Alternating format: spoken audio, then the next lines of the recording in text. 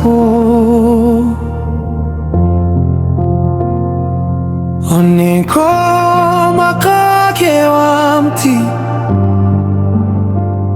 Hara jechuunis bori jechuunis si qofatu keessa jira Ati ifaa jireenya koo abjuu koo hunda guuttee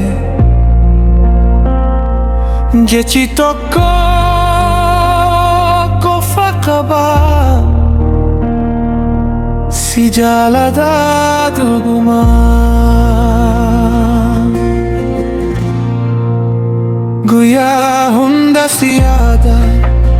halkan hunda si hawwa si arguun koo ayyaana si dhabuun koo gadda Fuulli kee akka aduu kolfi kee akka barii yeroo na ilaaltu qofa onneen koo ni bohaara Na ilaali jakoo jaalalli kun dhugaadha harka kee yoo qabadee homaan sodaatu ani si jaalladha dhugumaan onnee koo guutuudha si waliin jechuun koo abjuu koo guddaadha Si jaalladha dhugumaan jaalalli keenya hunduu bubbeen yoo ka'e si'uu waliin hansu yeroo kamuu Ati naaf mootummaa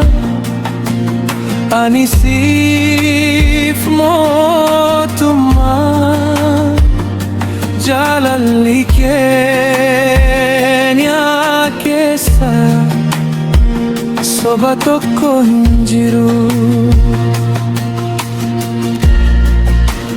sagalee kee dhaga'uun qoricha onnee koo hammachuun kee qofti nagaa naaf ta'a yeroo hundaa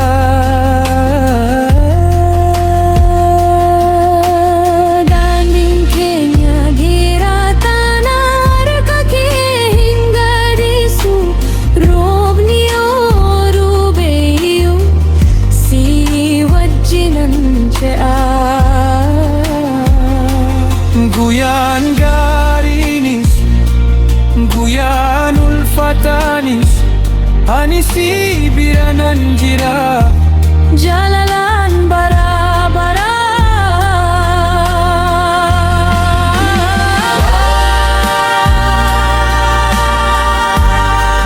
Yoodaan nu baasan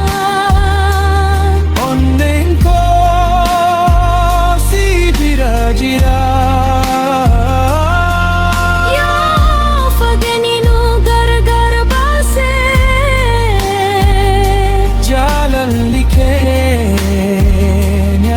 ni mo'a ati hafuura koo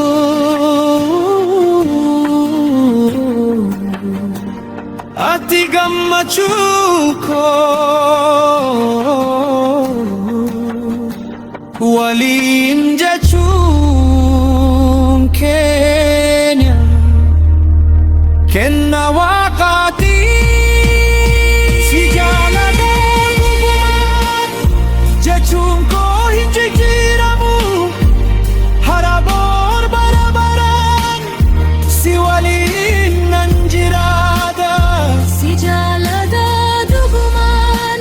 onneen koo si filattee jaalalli keenya bara bara ifaan haa daraaru Si jaalladha